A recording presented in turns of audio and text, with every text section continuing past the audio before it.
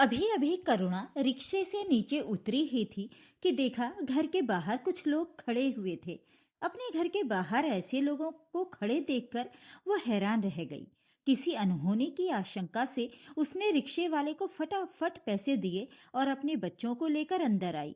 जैसे ही करुणा घर में आई, ननद गुड़िया और पति प्रशांत के चेहरे देखकर हैरान रह गई। उनके चेहरे पर गुस्सा साफ झलक रहा था। आसपास के जो लोग खड़े हुए थे वो भी हैरानी से उसकी तरफ देख रहे थे। आखिर क्या बात हो गई, उसे बिल्कुल भी समझ में नहीं आया। सासू माँ कौशल्या जी भी नहीं दिख रही थी। इससे पहले कि वो कुछ पूछ पाती, अचानक ननद गुड़िया ने सुनाना शुरू कर दिया। वाह भाभी, घूम फिर आई आप। आपको ही लगी थी ना अपने मायके जाने की। ये भी नहीं सोचा कि आखिर एक बुजुर्ग सास को कैसे अकेली छोड़कर जा रही हूँ। जब मैंने तुम्हें मना किया था मायके जाने के लिए, तो मायके क्यों गई थी? मेरी मम्मी की तबीयत से बढ़कर है क्या तुम्हारा मायका? अगर इतना ही शौक है मायके जाने का तो वहीं रह जाती, वापस लौट कर क्यों आई? पति प्रशांत भी कुछ कम नहीं था। उसने भी सुनाते हुए कहा, अरे वो तो अच्छा हुआ कि मैं मम्मी से मिलने के लिए आ गई, पर यहाँ देखा तो मम्मी बेहोश पड़ी हुई थी। जैसे तैसे मैंने पड़ोसियों की मदद से दरवाजा खुलवाया। सही बात है, बहू भला कभी सास की सगी हुई है? आज आपकी हरकत के कारण हमारी मम्मी को कुछ हो जाता तो याद रखना, मैं आपको छोड़ती नहीं, गुड़िया ने कहा। अचानक सासू माँ की हालत का सुनकर करुणा उनके कमरे की तरफ दौड़ी चली आई। क्या हुआ मम्मी जी को? जब मैं यहाँ से गई थी तब तो बिल्कुल ठीक थी। लो, अब ऐसे दिखा रही है जैसे बड़ी चिंता है हमारी मम्मी की। दूर रहो उनसे, अपनी माँ के पास ही चली जाओ जिनसे मिलने के लिए तुम इतनी बेताब हो रही थी कि ये भी होश नहीं रहा कि पीछे सास अकेली है। प्रशांत करुणा को बाहर की तरफ धकेलते हुए बोला, अरे पर मुझे देखने तो दो कि मम्मी जी को हुआ क्या है, उनकी तबीयत कैसी है? करुणा ने प्रशांत से कहा, हम खुद संभाल लेंगे हमारी मम्मी को, तुम्हारी कोई जरूरत नहीं है। अगर इतना ही ख्याल रहता तो पहले ही नहीं जाती। अब दिखावा क्यों कर रही हो? प्रशांत गुस्से में बोला। आखिर दिखा ही दिया ना अपना तिरिया चरित्र। बड़ा अच्छा बनने का ढोंग करती थी। दिखाती तो ऐसे थी जैसे इनसे अच्छी सेवा करने वाली तो कोई बहू ही नहीं है। ऐसी सेवा की है अपनी सास की कि बिल्कुल बिस्तर पर ही पहुंचा दिया। गुड़िया बीच में ही बोली। तभी पड़ोस में रहने वाली सक्सेना आंटी, जो कि कौशल्या जी की अच्छी दोस्त हैं, ने कहा, बेटा ये तुम क्या कह रहे हो? कम से कम उसे धकेलो तो मत और मम्मी से मिल लेने दो। क्या मिलने दो आंटी? आपने देखा नहीं मम्मी की क्या हालत हो गई है? पैरों में प्लास्टर चढ़ गया है और अभी भी बेहोश हैं। सब इसकी वजह से। अरे मायके से इतना ही मोह था तो शादी ही क्यों की थी? रह जाती अपने माता पिता के पास ही। प्रशांत ने सक्सेना आंटी को सुनाते हुए कहा। आखिर प्रशांत की बात सुनकर सक्सेना आंटी भी चुप हो गईं। लेकिन जब आज पड़ोस के लोगों ने कहा कि थोड़ी देर शांति रखो, तो प्रशांत और गुड़िया उन लोगों पर भी बिगड़ गए। आखिर सभी अपने आप ही चुप हो गए। लेकिन अभी तक ये तमाशा देख रहे दोनों बच्चे, 7 साल का सुब्रत और 5 साल की काशवी, रो पड़े। उन्हें रोता देखकर करुणा उन दोनों को अपने साथ लेकर अपने कमरे में जाने लगी। तभी गुड़िया बोली, वहां कहाँ जा रही हो आप? कहा ना भाई ने, निकलो आप यहाँ से। नहीं जाऊंगी मैं यहाँ से। ये घर मेरा भी है।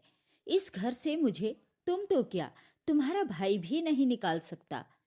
अपनी जिंदगी के 10 साल दिए हैं मैंने इस घर में, और ये तो तुम दोनों भी अच्छे से जानते हो कि कभी किसी चीज की कमी नहीं रखी मैंने। तुम दोनों से ज्यादा मम्मी जी की सेवा मैंने ही की है। लेकिन एक गलती क्या हुई, मेरे इतने सालों के किए गए पर पानी फिर गया, और वो भी वो गलती जो मेरी है ही नहीं। मम्मी जी को होश में आने दो, उसके बाद ही बात करना मुझसे। करुणा एकदम मजबूत होते हुए बोली। ये देखकर गुड़िया चुप हो गई, जबकि प्रशांत वहीं सोफे पर सिर पकड़कर बैठ गया। एक एक करके पड़ोसी धीरे धीरे वहां से निकल गए। करुणा की प्रशांत से शादी को 10 साल हो चुके थे, और इन 10 सालों में उसने कभी भी अपनी तरफ से कोई कमी नहीं छोड़ी थी। ननद गुड़िया की शादी उसकी शादी के 1 साल बाद ही हो गई थी, लेकिन खुद अपने ससुराल में परेशान थी, तो उसे लगता कि भाभी तो यहाँ ऐश से रह रही हैं और मैं वहाँ ससुराल में खट्टी रहती हूँ। पर सास कौशल्या जी करुणा को बहुत मानती थी, क्योंकि कभी भी करुणा ने अपनी जिम्मेदारी से मुंह नहीं मोड़ा था। अभी कुछ दिनों से करुणा की मम्मी की तबीयत खराब चल रही थी, इसलिए वो बार बार बेटी को आकर मिलने के लिए कह रही थी। लेकिन पीछे कौशल्या जी घर पर अकेली रह जाएंगी, ये सोचकर प्रशांत उसे जाने नहीं दे रहा था। बस हर बार यही बहाना बना देता कि जिस दिन वो घर पर हो तब चली जाना। हालांकि कौशल्या जी बिल्कुल स्वस्थ थी। आज सुबह जब दोबारा करुणा की मम्मी का फोन आया, तो करुणा ने प्रशांत से जाने के लिए पूछा, लेकिन प्रशांत ने साफ मना कर दिया। तब कौशल्या जी ने कहा, मैं कोई बीमार नहीं हूं जो अपना ध्यान नहीं रख सकती। 2-3 घंटे में अपनी मम्मी से मिलकर आ जाएगी तो कुछ बिगड़ जाएगा क्या? जाने दे उसे। बेवजह मेरे नाम पर उसे रोकने की जरूरत नहीं है। कौशल्या जी के डांटने पर प्रशांत कुछ नहीं बोला, लेकिन उसने हाँ भी नहीं की। खैर, प्रशांत के जाने के बाद करुणा भी तैयार होकर दोनों बच्चों को साथ लेकर रवाना हो गई। कौशल्या जी किसी काम से ऊपर छत पर गई हुई थी कि तभी गुड़िया आ गई और उसने बेल बजाना शुरू कर दिया। कौशल्या जी ने ऊपर छत पर से देखा भी, आवाज लगाकर पूछा भी, लेकिन गुड़िया तो बेल बजाने में बिजी थी।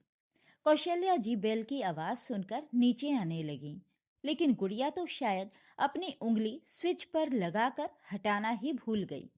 निरंतर बेल की आवाज सुनकर कौशल्या जी ने थोड़ा जल्दी नीचे उतरने की कोशिश की और इसी हड़बड़ाहट में उनका पैर मुड़ गया और वो सीढ़ियों से नीचे आ गिरी। उनका सिर दीवार से टकराया और वो बेहोश हो गईं। जब काफी देर तक दरवाजा नहीं खुला, तो गुड़िया ने प्रशांत को फोन लगाया। तब उसे पता चला कि करुणा तो अपने मायके गई हुई है और कौशल्या जी घर पर अकेली हैं। तो उसने आस पड़ोस के लोगों को बुलाया। वो लोग दरवाजा तोड़कर अंदर आए और कौशल्या जी को अस्पताल लेकर गए। उनके एक पैर में माइनर फ्रैक्चर आ चुका था और सिर पर चोट आई थी। बीपी लो होने के कारण वो अभी भी बेहोश थीं। खैर, थोड़ी देर बाद गुड़िया की आवाज आई, भैया, मम्मी को होश आ गया है। ये सुनकर प्रशांत के साथ साथ करुणा भी उस कमरे में दौड़ी चली आई। करुणा को देखते ही कौशल्या जी बोली, अरे बहू, तू आ गई। इससे पहले करुणा कुछ कहती, गुड़िया ने ही कहा, मम्मी, तुम्हें अभी भी बहू ही दिख रही है, जिसके कारण ये सब हुआ। और तुम्हारी सेवा करने वाले बेटे बेटी नजर नहीं आ रहे। उसकी बात सुनकर और करुणा का चेहरा देखकर कौशल्या जी को समझ में आ गया कि उनकी इस चोट के कारण करुणा को बहुत कुछ सुनना पड़ा होगा। उन्होंने करुणा की तरफ देखकर कहा, बहू, मेरे पास ही बैठ जा, ताकि मुझे थोड़ी तसल्ली तो आ जाए। मम्मी, हम लोग बैठे हैं ना, इसे बिठाने की क्या जरूरत है? प्रशांत ने गुस्से में करुणा को घूरते हुए कहा। मम्मी, आपको कुछ खाकर अभी दवाई लेनी है। भाभी आपके पास बैठ जाएगी तो आपके लिए हल्का फुल्का जो भी खाना बनाना है वो कौन बनाएगा? इसलिए इन्हें जाने दो। गुड़िया भी बीच में ही बोली, क्यों, तुम नहीं बना सकती? अभी तो तू मेरी सेवा करने की बात कर रही थी, तुझे नहीं पता कि खाना कैसे बनाना है? कौशल्या जी ने कहा तो गुड़िया झेंप गई। पर भाभी की रसोई तो भाभी ही जानती है ना, मुझे क्या पता कि कौन सा सामान कहाँ रखा है? मैं कहाँ ढूंढती फिरूंगी कि कौन सा सामान कहाँ रखा है? तो एक काम कर, प्रशांत को ले जा, वो बता देगा। और फिर जिस तरह का मैं खाना खाती हूँ उसी तरह का बनाना। मम्मी, मुझे क्या पता कि कौन सा सामान कहाँ रखा है और तुम किस तरह का खाना खाती हो? अचानक प्रशांत बोला, जब तुझे ये ही नहीं पता कि तेरे ही घर में कौन सा सामान कहाँ रखा हुआ है, तेरी मम्मी किस तरह का खाना खाती हैं, जब तुम दोनों सगे बेटे बेटी होकर मेरी सेवा नहीं कर सकते, तो तुम लोग बहू पर किस मुंह से इल्जाम लगा रहे हो? और एक बात बताओ, पिछले 10 सालों में इसने किस बात की कमी रखी है जो एक बात पर तुम लोगों ने इसे इतना कुछ सुनाना शुरू कर दिया? और गलती तो उस इंसान की थी जो दरवाजे पर आकर बेल के स्विच पर उंगली रखकर भूल गया, जिस कारण दरवाजा खोलने की हड़बड़ाहट में मैं सीढ़ियों से नीचे गिर पड़ी। मुझे नहीं पता कि इससे तुमने अब तक क्या क्या कहा होगा, लेकिन मेरे सामने मेरी बहू को कुछ भी कहने की जरूरत नहीं है। आखिर कौशल्या जी की बात सुनकर प्रशांत चुप हो गया और करुणा की आंखों में आंसू आ गए। वो कौशल्या जी के गले लगकर रो पड़ी। गुड़िया तो वैसे भी बोलने लायक नहीं थी।